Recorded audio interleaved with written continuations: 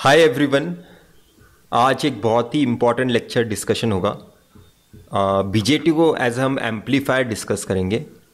BJT as an amplifier. तो amplifier होने के लिए मैंने आपको पहले ही बता दिया, जंक्शन 1 को फॉरवर्ड बायस होना ज़रूरी है, जंक्शन 2 को रिवर्स बायस होना ज़रूरी है। पर उस सब के बाद अभी मेरे हिसाब से वोल्टेजेस करंट के रेस्पेक्ट में हमें बातें करनी चाहिए।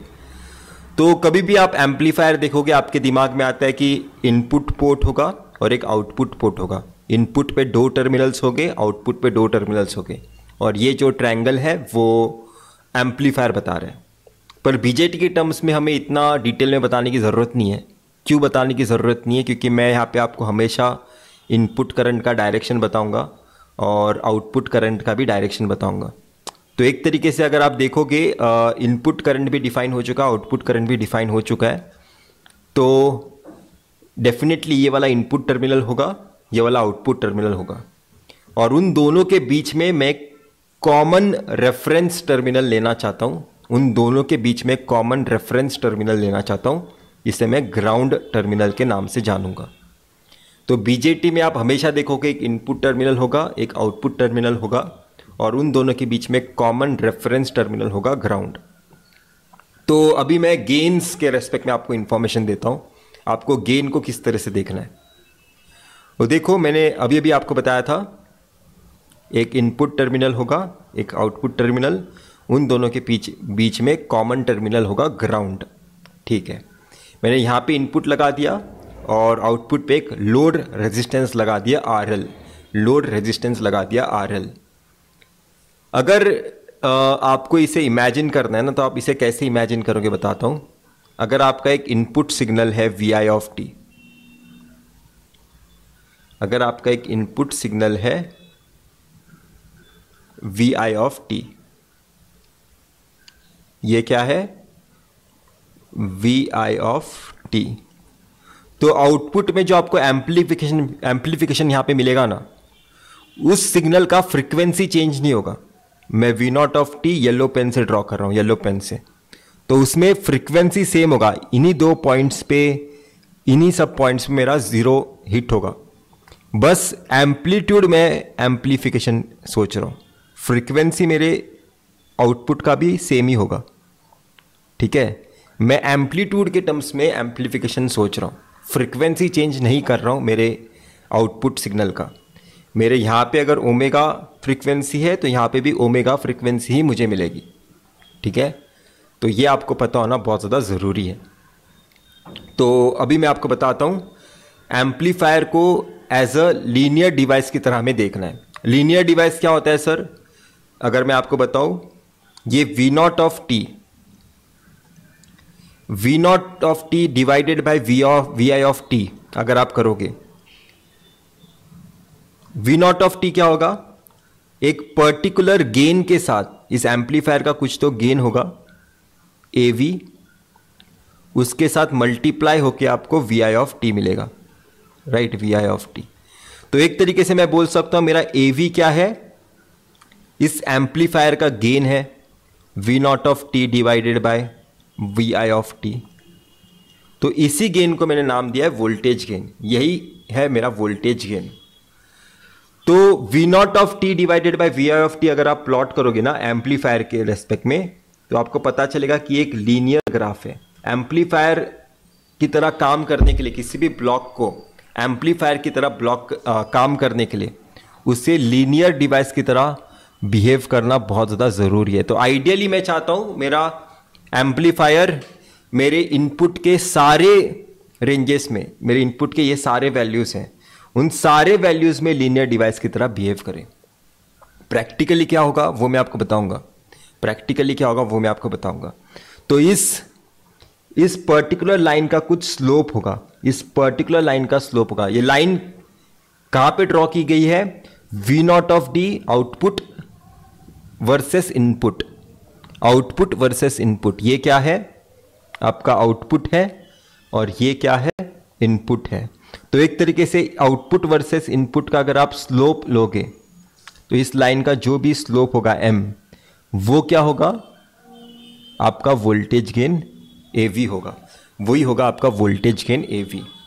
तो हमने वोल्टेज गेन समझ लिया, यहाँ पे फ्रीक्वेंसी चेंज नहीं होता, सिर्फ एम्पलीट्यूड चेंज होता है। अभी हम आगे का डिस्कशन करते हैं जहाँ पे मैं power gain and current gain के रेस्पेक्ट में बातें करूँगा। वहाँ पे मैं पावर गेन और करंट गेन के रेस्पेक्ट में बातें करूँगा।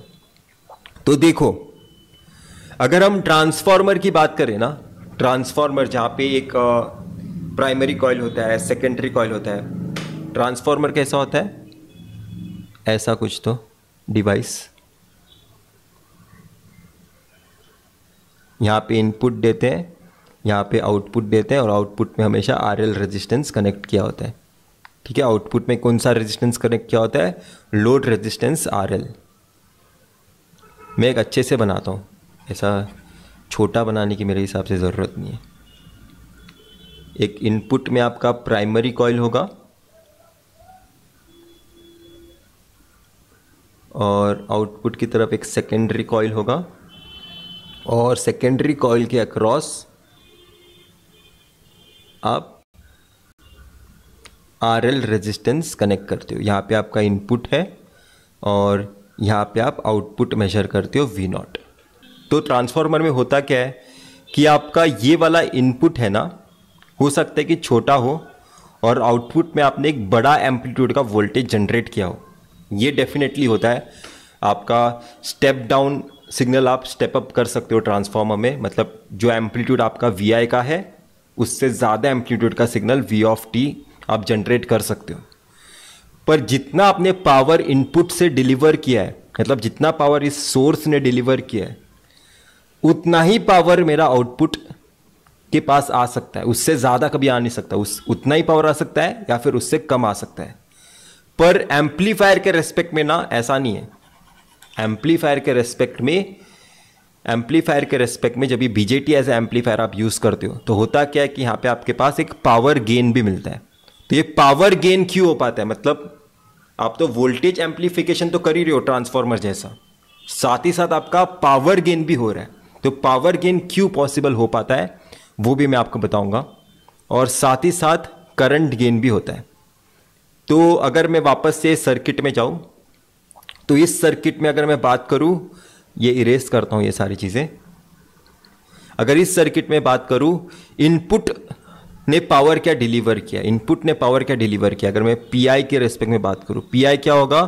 Input VI of t into input current. ठीक है, और आउटपुट पावर क्या होगा? Output power I0 into V0 of t। तो अगर मैं ये सेम चीज़ को वहाँ पे लिखूंगा यहाँ पे, तो वो कैसे लिखूंगा? PL क्या होगा? V0 of t multiplied by I0, और PI क्या था? VI of t multiplied by II। तो अगर आप यहाँ पे देखोगे, ये पर्टिकुलर चीज़ क्या है? ये पर्टिकुलर चीज़ है AI। तो मैं इसे AI से रिप्लेस कर सकता हूँ, इनपुट करंट गेन से रिप्लेस कर सकता हूँ। और ये पर्टिकुलर क्या है?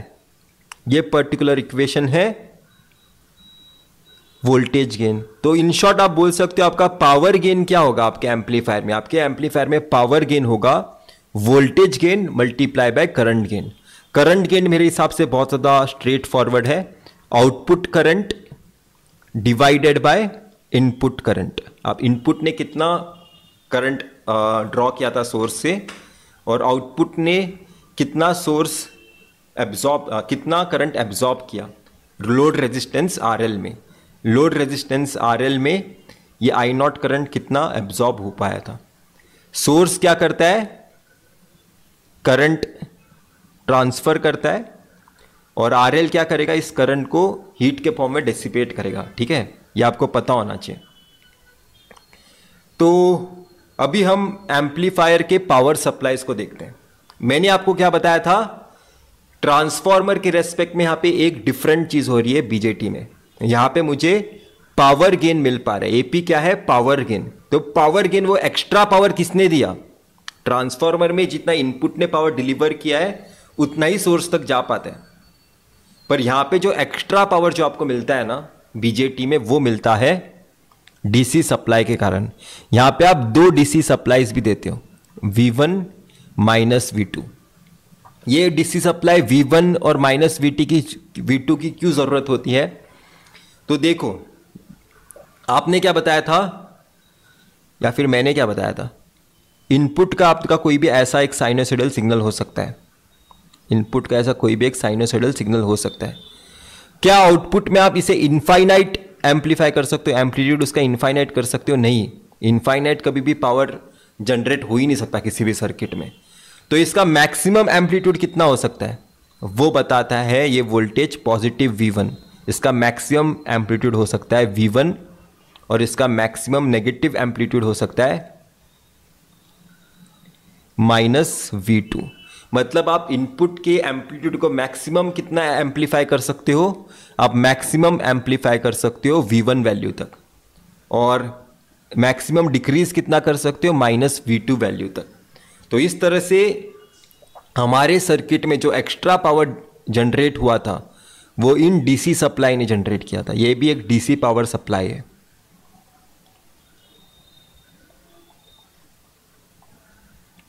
और ये भी एक डीसी पावर सप्लाई है। ये वो एक्स्ट्रा पावर देता है जिस वजह से ट्रांसफार्मर के रेस्पेक्ट में कुछ अलग वर्किंग हमें बीजेटी में दिखता है। बीजेटी इस तरह से अलग है ट्रांसफार्मर से। अभी देखो टोटल डीसी पावर यहाँ पे कितना है, अगर मैं आपसे पूछूं टोटल डीसी पावर कितना है, ठीक है, इस सर्किट में अगर आप ये सर्किट को देखोगे, एम्पलीफायर है, इनपुट सोर्स है, उसका इनपुट करंट है, ये लोड रेजिस्टेंस है जहाँ पे V0 मैंने मेजर किया है, और उसके थ्रू फ्लो होने वाला करंट, RL के थ्रू फ्लो होने वाले करंट को मैंने नाम दिया है आउटपुट करंट I0। इस डीसी सप्लाई में से जो करंट निकला है उसे मैं नाम दिया हूँ I1। इस डीसी सप्लाई से जो करंट निकला है मैं उसे नाम दिया हूँ I2। इस डीसी सप्लाई से जो करंट निकला है मैं उसे नाम दे रहा हूँ I2। तो देखो, अगर आप इसे ध्यान से देखोगे, अगर आप पावर डीसी, इस डीसी सप्लाई ने कितना पावर दिया है आपके सर्किट को, तो वो कितना होगा? V1 times I1 plus V2 times I2 plus V2 times I2। ये आपका डीसी पावर सप्लाई है। पर आपको पता होता है सर्किट, किसी भी सर्किट में power deliver is equal to power dissipated होना चाहिए। Power deliver is equal to power dissipated होना चाहिए। तो कौन कौन से सप्लाईज हैं जो पावर डिलीवर कर रहे हैं आपको पता होना चाहिए। तो आप देख सकते हो ये एक डीसी सप्लाई है जो पावर देगा, ये एक डीसी सप्लाई है जो पावर देगा, और साथ ही साथ ये सोर्स जो है, ये जो सोर्स है वो भी तो एक डीसी सप्लाई है, ठीक है, वो भी पावर देगा। डीसी सप्लाई नहीं, सॉरी, ये एसी है, ये एसी सप्लाई है, पर ये पावर देगा। देखो हाँ, ये डीसी सप्लाई है, ये भी डीसी सप्लाई है, पर ये इनपुट का सोर्स है, इनपुट साइनोसॉइडल है तो ये एसी सिग्नल है, पर ये भी इनपुट है ना, तो ये भी पावर देगा। तो डिलीवर वाले साइड में ये वाला आएगा, ये वाला आएगा और ये वाला आएगा। तो मैं उसे यहां पे लिख देता हूं, उनका इक्वेशन यहां पे लिख देता हूं। तो सबसे पहले इनपुट के लिए लिखते हैं, वो आएगा VI times II plus V1 times I1 इस सप्लाई के लिए ऊपर वाले, और नीचे प्लस इस सप्लाई के लिए क्या आएगा? माइनस V2 के लिए V2 टाइम्स I2। ठीक है, आपने पावर डिलीवर निकाल दिया। पावर डेसिपेशन कहां पे हो रहा है? पावर डेसिपेशन हो रहा है आपके सर्किट में इस रेजिस्टेंस RL के थ्रू। तो उसके लिए अगर आप इक्वेशन लिखोगे तो क्या आएगा?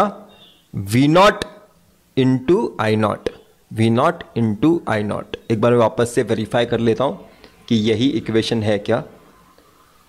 Power dissipated plus power deliver, ठीक है, ठीक है, power dissipated plus power deliver है, ठीक है। आपके लोड के आपने कितना पावर दिया, तो एक तरीके से मैं बोल सकता हूं ये वाला जो टर्म है V0 टाइम्स I0, ये है आपने लोड रेजिस्टेंस RL को कितना पावर दिया। आपके करंट I0 के थ्रू, आपके करंट I0 के थ्रू इस लोड रेजिस्टेंस RL को आपने कुछ तो पावर दिया, तो वो power delivered to load resistance वो है V0 इंटू I0। पर अगर पावर डेसिपेटेड आपको कैलकुलेट करना है ना, पावर डेसिपेटेड, तो मेरे हिसाब से वो इस तरह से नहीं आ सकता। वो आपको पावर डेसिपेशन के लिए आपको इस सर्किट के बारे में इंफॉर्मेशन होना चाहिए कि आपके एम्पलीफायर में कितना पावर लॉस हुआ है। आपने इनपुट दिया, उसकी वजह से कुछ आउटपुट करंट निकला, पर इस सर्किट में भी कुछ तो लॉस होगा ना, इस एम्पलीफायर ने भी तो कुछ पावर डेसिपेट किया होगा। तो उसे मैं नाम दे रहा हूं पीडी, उसे मैं नाम दे रहा हूं पीडी। मेरे हिसाब से आपको ये समझ में आना चाहिए, ये कॉन्सेप्चुअल थोड़ा नहीं है, इसमें बहुत ज़्यादा मैथमेटिक्स इन्वॉल्व है, तो बहुत सारी चीज़ें मैं मिस कर देता हूँ, इसलिए मैं अपने नोटबुक में चेक कर रहा हूँ। पर मैं आपको डिटेल एक्सप्लेनेशन दिया हूँ, वापस से एक्सप्लेन करता हूँ चाहिए तो। Power deliver is equal to power dissipated plus power deliver to load resistance होना चाहिए। आपके सर्किट में पावर कौन कौन डिलीवर कर रहा है? ये सोर्स डिलीवर कर रहा है, ये डीसी सोर्स डिलीवर कर रहा है और ये एसी सोर्स डिलीवर कर रहा है। एसी सोर्स के लिए आया VI टाइम्स IY, इस डीसी सोर्स V1 के लिए आया V1 टाइम्स I1, इस डीसी सोर्स के लिए आया V2 times I2। Power deliver to load resistance RL क्या है? I0 times RL। तो मैंने यहां पे V0 टाइम्स I0, तो मैंने लिख दिया V0 टाइम्स I0। अगर आपको RL के टर्म्स में लिखना है तो I0 स्क्वायर RL आप लिख सकते हैं, यहां पे I0 square RL, same meaning होगा। पावर डेसिपेटेड आप एग्जैक्टली यहां पे कैलकुलेट नहीं कर सकते क्योंकि यहां पे आपको एम्पलीफायर का सर्किट नहीं पता है, इसलिए आपने पावर डेसिपेटेड की जगह सिर्फ PD लिख दिया, पावर डेसिपेटेड की जगह सिर्फ PD लिख दिया। तो मेरे हिसाब से ये चीज़ आपको क्लियर होना चाहिए। तो आपने पावर DC कितना सप्लाई हुआ कैलकुलेट कर लिया और आपका न्यूट्रलिटी पावर के लिए आपने एक इक्वेशन लिख लिया। अब मेरे हिसाब से पावर एफिशिएंसी के बारे में आपको बातचीत करना चाहिए, पावर एफिशिएंसी के बारे में। तो देखो, एक चीज़ मैं आपको बताता हूँ एडवांस में, जो आपका इनपुट है ना, उसे बहुत ही छोटा वैल्यू होना ज़रूरी है। वो मैं आपको बताता हूँ क्यों। पर आपके इनपुट VI को, आपका जो ये VI है, ये वाले VI इंटू II जो होगा ना वैल्यू, वो बहुत ज़्यादा स्मॉल होगा। ये जो वैल्यू होगी VI टाइम्स II, वो बहुत ज़्यादा स्मॉल होगी। क्यों स्मॉल होगी? क्योंकि आपका जो इनपुट है वो एक स्मॉल सिग्नल होगा। हम हमेशा लिखते हैं स्मॉल सिग्नल एनालिसिस, हमने डायोड में भी सीखा है। तो इस वजह से ये वाला जो टर्म्स होगा वो बहुत ज़्यादा स्मॉल होगा, तो मैं इसे इग्नोर कर सकता हूं। तो एफिशिएंसी आप कैसे कैलकुलेट करोगे? V0 into I0 divided by V1 times I1 plus V2 times I2। एक बार मैं वापस से इक्वेशन वेरीफाई करता हूं, यही है क्या? हाँ, डेफिनेटली यही है। आपके इनपुट ने लोड रेजिस्टेंस को कितना पावर डिलीवर किया वो मैंने यहां पे लिख दिया। लोड रेजिस्टेंस RL को कितना पावर डिलीवर किया वो है मेरा न्यूमरेटर, लोड रेजिस्टेंस को कितना डिलीवर हुआ पावर, डिवाइडेड बाय, एक्चुअल में टोटली होना चाहिए, पर क्योंकि आपका VI बहुत छोटा है तो मैं इसे इग्नोर कर सकता हूं और सिर्फ इन DC सप्लाईज के पावर यहां पे लिख सकता हूं डिनोमिनेटर में। इस तरह से आप एफिशिएंसी कैलकुलेट करोगे। अगर आपको क्वेश्चन में पूछा गया BJT का एफिशिएंसी कैलकुलेट करो, तो इस तरह से आपको पावर के टर्म्स में एफिशिएंसी कैलकुलेट करना है। पावर एफिशिएंसी है ये, एफिशिएंसी कौन सा है? Power efficiency. ठीक है, अब आता है एम्पलीफायर का सैचुरेशन वाला चीज। तो मैंने आपको क्या बोला था यहां पे? मैंने एक चीज यहां पे आपको बोली थी, आपके इनपुट को स्मॉल होना जरूरी है। वो क्यों स्मॉल होना जरूरी है वो अभी आपको एम्पलीफायर का सैचुरेशन वाला स्लाइड बताएगा। देखो, मैंने यहां पे एक्स एक्सिस पे इनपुट लिया है जो नेगेटिव वैल्यूज भी लेगा, इनपुट के पॉजिटिव वैल्यूज भी लेगा। सबसे पहले उसका ओरिजिन डिफाइन कर लेते हैं।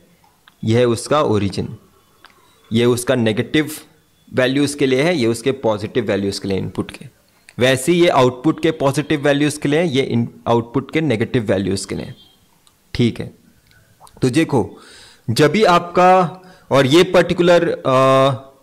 पर्टिकुलर लाइन क्या दिखा रहा है? ऑरेंज लाइन क्या दिखा रहा है? ये लाइन दिखा रहा है कि आपके एम्पलीफायर का गेन कितना है। ये लाइन क्या दिखा रहा है? आपके एम्पलीफायर का वोल्टेज गेन। ठीक है, मैं एग्जैक्टली आपको सारी चीजें पहले ही बता रहा हूं ताकि जब भी क्वेश्चंस में हम ये चीजें यूज करें आपको पूरा पिक्चर पहले से क्लियर हो कि कैसे ड्रॉ करते हैं। ठीक है, तो देखो, आप पहले इनपुट के लिए बनाओ। अगर आपका इनपुट एक ऐसा साइनोसॉइडल सिग्नल है, अगर आपका इनपुट एक ऐसा साइनोसॉइडल सिग्नल है, तो आप देखोगे आपका इनपुट ये पर्टिकुलर दो वैल्यूज के बीच में वैरी हो रहा है, इसे मैं नाम देता हूं -Vm से लेकर Vm। तो आपका इनपुट अगर मैं आपको लिखकर बताऊं, यहां पे आपका इनपुट Vi क्या है, Vm साइन कि कोई तो एक फ्रीक्वेंसी के साथ वो वैरी हो रहा है, इसे मैं ω t लिख रहा हूं इन जनरल, साइन ω t, इसे ब्रैकेट में डालते हैं, sine ω t, Vm sine ω t आपका इनपुट है। तो वो -Vm से लेके Vm तक वैरी हो रहा है।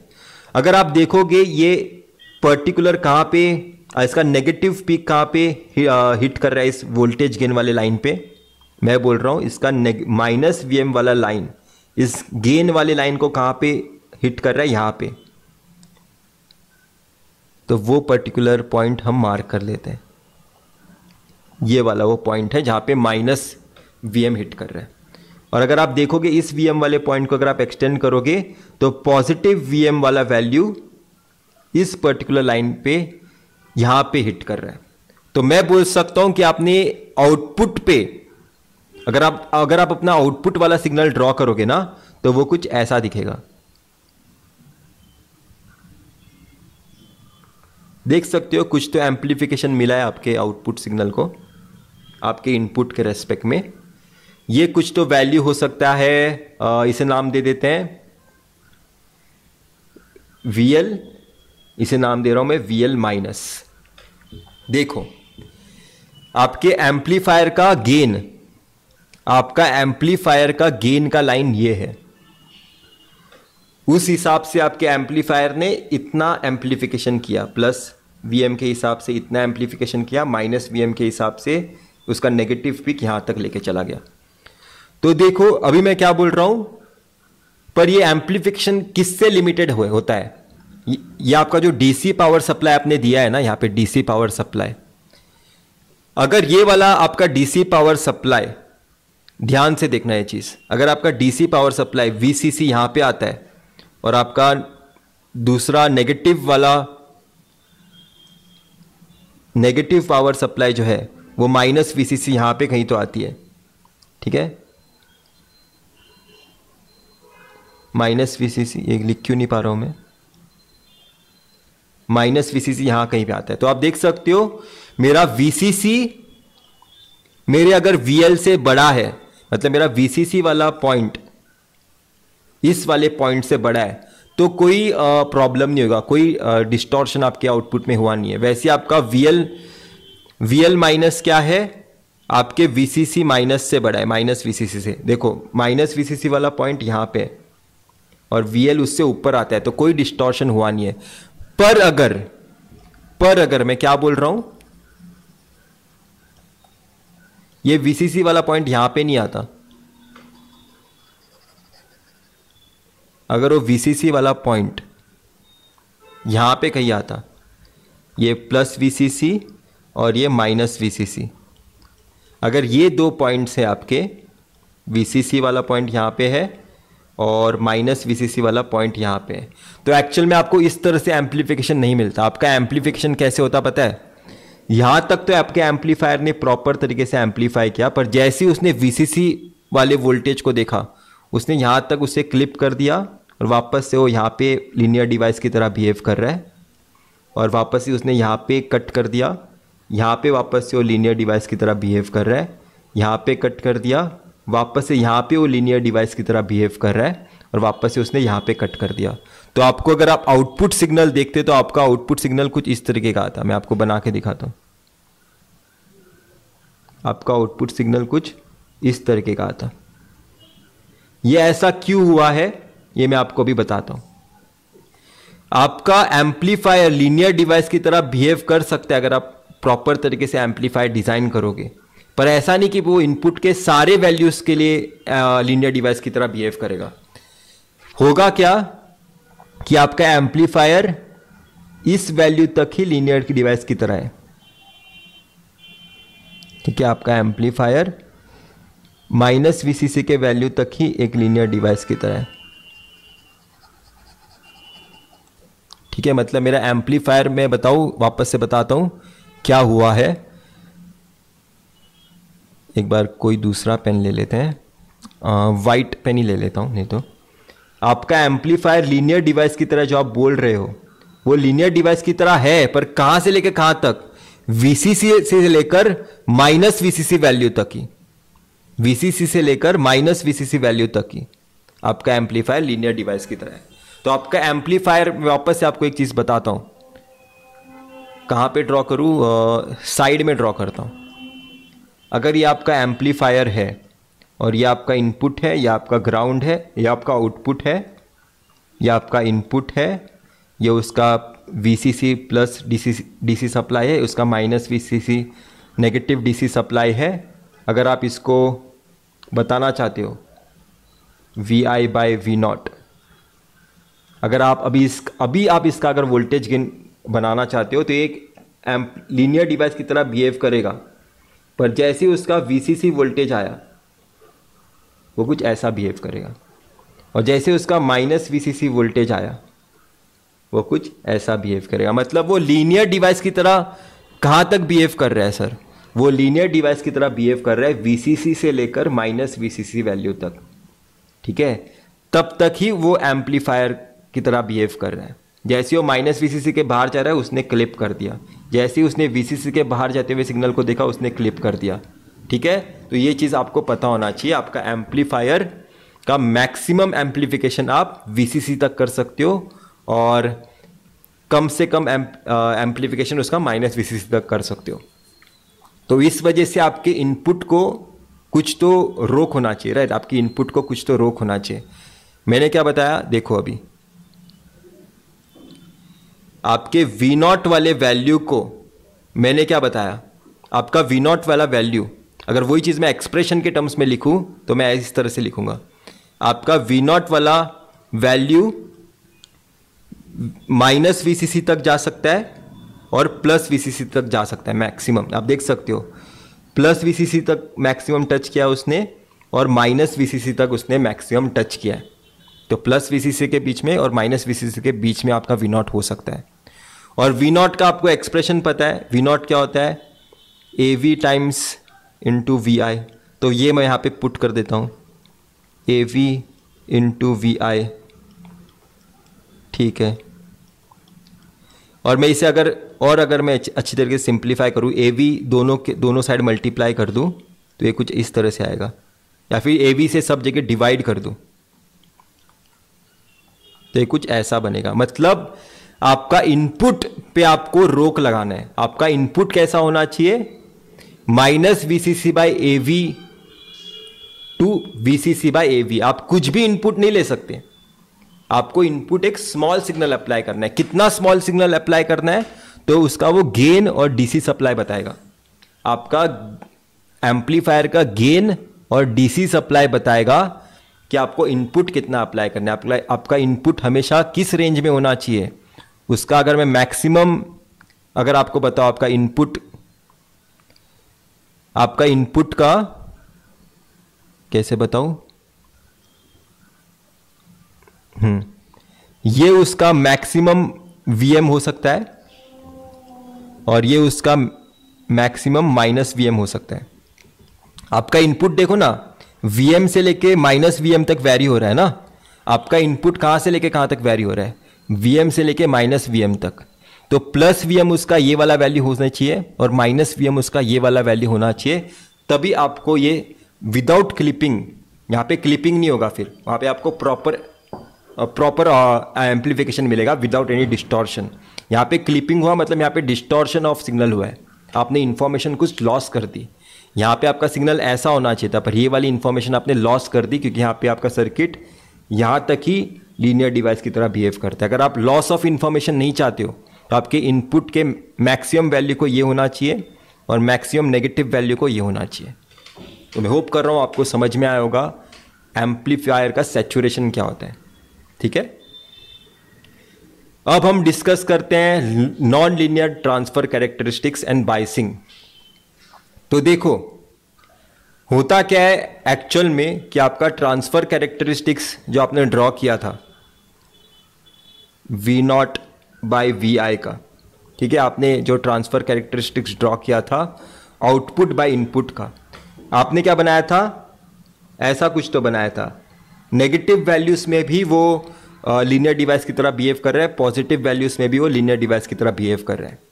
पर एक्चुअल में होता क्या है कि वो लीनियर डिवाइस की तरह बिहेव नहीं करता दोनों रेंजेस में इनपुट के। तो उस वजह से प्रैक्टिकली हमारे कंडीशन क्या होती है कि पॉजिटिव वैल्यूज़ में हमें उसे लीनियर डिवाइस की तरह बिहेव कराना है। उसका और एक रीज़न है, और एक इसका रीज़न क्या है कि आप एक ही सप्लाई लगाना चाहते हो और एक सप्लाई आप ग्राउंड रखना चाहते हो। आप दो सप्लाईज यूज़ नहीं करना चाहते हो, VCC माइनस VCC। अगर आप दो सप्लाईज यूज़ नहीं करना चाहते हो, आप एक ही सप्लाईज के साथ काम करना चाहते हो BJT के साथ, तो मेरे हिसाब से आपको इस VI के पॉजिटिव रीजन में, सिर्फ VI के पॉजिटिव वैल्यूज़ में आपको खेलना है। VI के सिर्फ पॉजिटिव वैल्यूज़ में आपको खेलना है। मतलब आपको इतना सा जो हिस्सा है, ठीक है, अगर आपका नॉन लीनियर ट्रांसफर कैरेक्टरिस्टिक्स है, जैसे एक फॉर एग्जांपल ये एक नॉन लीनियर कैरेक्टरिस्टिक्स है, ऐसी आपको प्रैक्टिकली BJT का लीनियर ट्रांसफर कैरेक्टरिस्टिक्स मिलेगा। आपको ऐसा वाला ट्रांसफर कैरेक्टरिस्टिक्स नहीं मिलेगा जो इनपुट में भी ऐसा है, आउटपुट में भी लीनियर है। प्रैक्टिकली आपको ऐसे ही मिलेगा ड्यू टू मेनी रीजंस। तो होता क्या है कि अगर आप इस पर्टिकुलर एरिया में खेलना चाहते हो तो आपको यहाँ पे बाइसिंग की ज़रूरत पड़ती है। मतलब मैं चाहता हूँ कि मेरा इनपुट यहाँ से लेकर यहाँ तक के वैल्यूज़ ले। यहाँ से लेकर यहाँ तक के वैल्यूज़ क्यों लेना चाहता है? क्योंकि इसी एरिया में वो लीनियर डिवाइस की तरह बिहेव कर सकता है। तो मैं अपने सर्किट को चाहता हूँ कि मेरा इनपुट यहाँ से लेकर यहाँ तक मैं वैरी कर रहा हूँ, तो उसके लिए मुझे बाइसिंग की ज़रूरत पड़ेगी। बाइसिंग क्या करता है सर? मैंने लोड लाइन एनालिसिस में बताया था। बाइसिंग क्या करता है? बाइसिंग हम किससे करते हैं? आपको सबसे पहले पता होना चाहिए। बाइसिंग करते हैं हम ये DC वोल्टेज अप्लाई करके। आप पहले वाले इसमें देखोगे, आपने सिर्फ एक AC स्मॉल सिग्नल अप्लाई किया था, आपने एक AC इनपुट सोर्स अप्लाई किया था। पर अभी आप क्या कर रहे हो? एक DC सोर्स भी सुपर इम्पोज कर रहे हो। वो क्या मेक श्योर करेगा कि आपका ऑपरेटिंग पॉइंट इस लीनियर रीजन में रहे, मतलब आपका इनपुट इस रीजन में सिर्फ वैरी हो सके। ठीक है, जैसे मैं VDC ऐसा चूज करूंगा, मेरा VDC मैं ऐसा चूज करूंगा कि इस पर्टिकुलर लाइन के वो एकदम बीचों बीच आएगा। समझ रहे हो मैं क्या बोल रहा हूं? मैं VDC ऐसा चूज करूंगा कि मेरा VDC इस पर्टिकुलर लाइन के एकदम बीचों बीच आएगा। तो फॉर एग्जाम्पल वो ऐसा कुछ तो आता है, ये आपका VDC।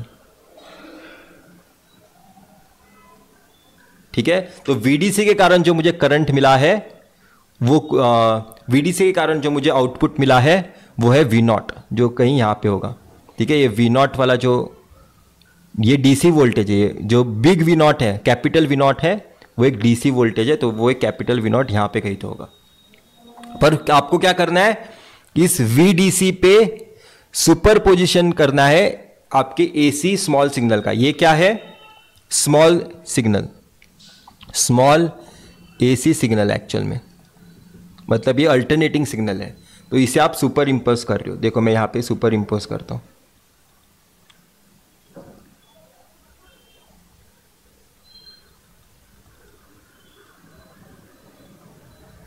ये है मेरा VI ऑफ t।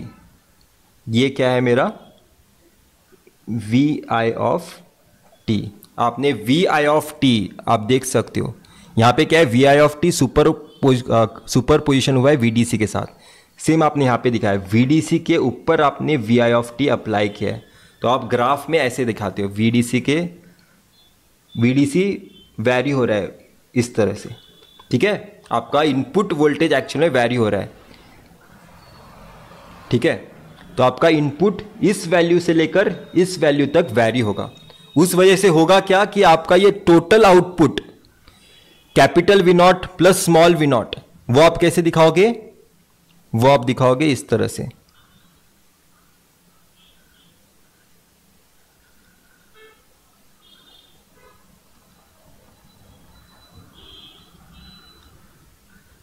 थोड़ा ड्राइंग खराब निकल गया है, पर मेरे हिसाब से एक्सप्लेनेशन क्लियर होना चाहिए आपके लिए। तो ये है आपका कैपिटल V0, सॉरी आउटपुट। ठीक है, आपका आउटपुट है V0 of t, small V0 of t है ये, स्मॉल V0 ऑफ t। ये है कैपिटल V0 जो मिला मुझे इस कैपिटल VDC के कारण। और जैसे मैंने VDC के ऊपर एक इनपुट मेरा सुपर इम्पोज किया, स्मॉल सिग्नल सुपर इम्पोज किया, मुझे आउटपुट में एम्पलीफाइड आउटपुट मिला। ये क्या है? मेरा एम्पलीफाइड आउटपुट। पर अगर आपका ऐसा नॉन लीनियर कैरेक्टरिस्टिक्स होगा, आप देख सकते हो ये एक नॉन लीनियर कैरेक्टरिस्टिक्स है। तो जब भी आपका नॉन लीनियर होगा ट्रांसफर कैरेक्टरिस्टिक्स, आपको बाइसिंग की जरूरत पड़ती है। जो मैंने यहाँ पे VDC अप्लाई किया उसके कारण V0 जो मिला, ये इस पॉइंट को मैं क्या बोलता हूं? ये पॉइंट होता है मेरा Q पॉइंट। मेरे हिसाब से मैंने ये चीज आपको एक्सप्लेन की है। ये चीज है आपका Q पॉइंट। Q पॉइंट क्यों हम डिफाइन करते हैं? ताकि आपका डिस्टॉर्शन ना हो सके, आपका डिस्टॉर्शन ना हो सके। फॉर एग्जाम्पल मैं आपको बताता हूं, आपके इस सर्किट में VCC का वैल्यू देखो, आपके ये वाला सिग्नल जो है, समझो कि ये आपका VCC का वैल्यू है, इसे मैं नाम दे रहा हूं VCC। और आपका नेगेटिव DC सप्लाई क्या है? ग्राउंड। तो ये है वो ग्राउंड। तो अभी देखो बाइसिंग प्रॉपर होने के कारण आपका, क्योंकि Q पॉइंट बीचों बीच है, इस वजह से हुआ क्या? इस वजह से हुआ क्या कि आपका आउटपुट प्लस VCC के नीचे है और ग्राउंड के भी ऊपर है। देखो VCC यहां पे है और ग्राउंड यहां पे, आपका आउटपुट उन दोनों के बीच में एम्पलीफाई हो पाया है। क्यों? क्योंकि आपने प्रॉपर तरीके से Q पॉइंट चुना। अगर आपका Q पॉइंट अगर आप यहां पे होता, ठीक है, अगर आपका Q पॉइंट यहां पे होता तो शायद से ये नेगेटिव वाला चीज कट हो जाता। ठीक है, अगर आपका ये Q पॉइंट यहां पे होता तो होता क्या कि आपका ये नेगेटिव वाला कुछ हिस्सा कट हो जाता, क्योंकि वो ग्राउंड के नीचे जाता, तो वो ग्राउंड के नीचे वाला हिस्सा कट हो जाता। इसलिए Q पॉइंट चूज करना बहुत ज़्यादा ज़रूरी है, इसलिए प्रॉपर तरीके से बाइसिंग करना बहुत ज़्यादा ज़रूरी है। ठीक है, तो मेरे हिसाब से मैंने बाइसिंग तक आपको एक्सप्लेन किया है, और इसके आगे कुछ और डिस्कशन की ज़रूरत है क्या? मुझे एक बार चेक करने दो। ठीक है, इतना ही डिस्कशन की ज़रूरत है बाइसिंग के लिए। Q पॉइंट की क्यों नेसेसिटी मैंने आपको बताया। अब मैं आपको बताता हूं कैस्केडेड एम्पलीफायर क्या होता है। मेरे हिसाब से हम ये चीज़ नेक्स्ट लेक्चर में भी डील कर सकते हैं, पर मैं आपको थोड़ा ओवरव्यू दे देता हूं। ऐसा नहीं कि मैंने प्रिपेयर नहीं किया, मैं ओवरव्यू दे देता हूं।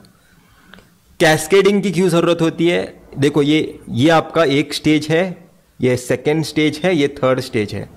ये आपका इनपुट है, ये आपका इनपुट है।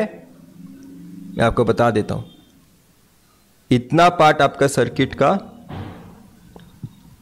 इनपुट है, ये आपका इनपुट में आता है, ये आपका है इनपुट। ये आता है आपका लोड रेजिस्टेंस।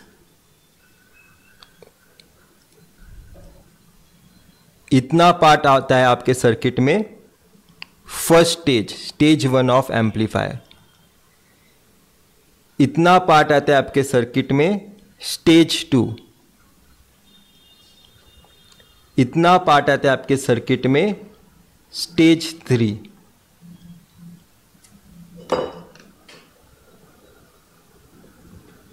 और ये पर्टिकुलर जो है वो है लोड रेजिस्टेंस। तो आप देख सकते हो आपने इनपुट के साथ 3 स्टेजेस ऑफ एम्पलीफायर कैस्केड किए हो।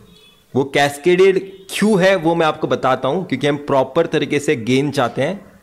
और आप चाहते हो यहां पे हर स्टेज का देखोगे, अगर आप देखोगे ये पर्टिकुलर स्टेज यहां से लेकर यहां तक ये फर्स्ट स्टेज है, यहां से लेकर यहां तक इसका इनपुट रेजिस्टेंस बहुत ज़्यादा हाई है। तो हमेशा आप चाहते हो जब भी आप सोर्स को किसी एक स्टेज के साथ कैस्केड करो, तब आप हमेशा चाहते हो कि उसका इनपुट रेजिस्टेंस जो होगा स्टेज 1 का वो बहुत ज़्यादा हाई हो। और वैसे जब भी आप लोड रेजिस्टेंस के साथ किसी स्टेज को कैस्केड करोगे, मतलब लोड रेजिस्टेंस जो लास्ट हमारा आउटपुट है, उस स्टेज को जो कनेक्ट होगा मेरा स्टेज, उसका मैं हमेशा चाहूँगा आउटपुट रेजिस्टेंस बहुत ज़्यादा छोटा हो। उसका मैं हमेशा चाहूँगा आउटपुट रेजिस्टेंस बहुत ज़्यादा छोटा हो, क्योंकि मैं मैक्सिमम करंट I0 ड्रॉ कर सकूँ। ये रेजिस्टेंस कम है, ये रेजिस्टेंस ज़्यादा है, तो मैक्सिमम करंट, ठीक है, मैक्सिमम करंट यहाँ पे फ्लो होगा। मैं चाहता हूँ मैक्सिमम करंट मेरा यहाँ पे जाए, यहाँ पे कम डेसिपेशन हो। मेरे 10 ओम से मैं चाहूँगा कम डेसिपेशन हो, इस स्टेज में मेरा कम डेसिपेशन होना चाहिए। एक मिनट, ये कौन कॉल कर रहा है? मैं चाहता हूँ मेरा 10 ओम्स मतलब जो स्टेज 3 का आउटपुट रेजिस्टेंस है वो कम पावर डिसिपेट करे, इसलिए मैंने यहाँ पे 10 ओम्स लिया है। मैं चाहता हूँ कि मेरा इनपुट का जो भी सिग्नल है वो टोटल पास हो सके, तो इसलिए मैं क्या चाहूँगा कि यहाँ पे मैं हाईएस्ट रेजिस्टेंस अप्लाई करूँगा, बहुत हाई रेजिस्टेंस अप्लाई करूँगा, क्योंकि ताकि ये रेजिस्टेंस ओपन सर्किट हो सके। तो ये रेजिस्टेंस ओपन सर्किट की तरह बिहेव कर सकता है अगर मैं हाई रेजिस्टेंस अप्लाई करूँगा। तो देख सकते हो हर स्टेज का अपना सिग्निफिकेंस होता है। ये पर्टिकुलर स्टेज क्यों होगा आपके सर्किट में, ये पर्टिकुलर स्टेज है आपके सर्किट में वोल्टेज गेन बढ़ाने के लिए। ठीक है, आप देख सकते हो इसका 100 V2 से आपने मल्टीप्लाई किया है, यहां पे आपने 10 VI से मल्टीप्लाई किया, यहां पे से आप 1 से मल्टीप्लाई किया, पर यहां पे आपने 100 से मल्टीप्लाई किया है। मतलब स्टेज 2 गेन बढ़ाने के लिए है और स्टेज 3 मैक्सिमम करंट आउटपुट की तरफ ट्रांसफर करने के लिए है। मतलब पावर डिसिपेशन कुछ नहीं होना चाहिए, और ये हाई रेजिस्टेंस देने के लिए स्टेज 1। तो यहां पे हर स्टेज का अपना सिग्निफिकेंस है। देखो ये 1 मिली क्या मेक श्योर करेगा कि ये ओपन सर्किट की तरह बिहेव करे रेजिस्टेंस। ये 10 ओम्स क्या मेक श्योर करेगा कि यहां पे पावर डिसिपेशन सबसे लो हो, पावर डिसिपेशन सबसे लो हो। और ये 100 क्या मेक श्योर करेगा कि मेरे सर्किट में गेन बहुत ज्यादा हाई हो। हम इसे सॉल्व करेंगे, एक से आप सम की तरह इसे आपको सॉल्व करना है, पर मैंने आपको यहां पे हर चीज का सिग्निफिकेंस बताया है।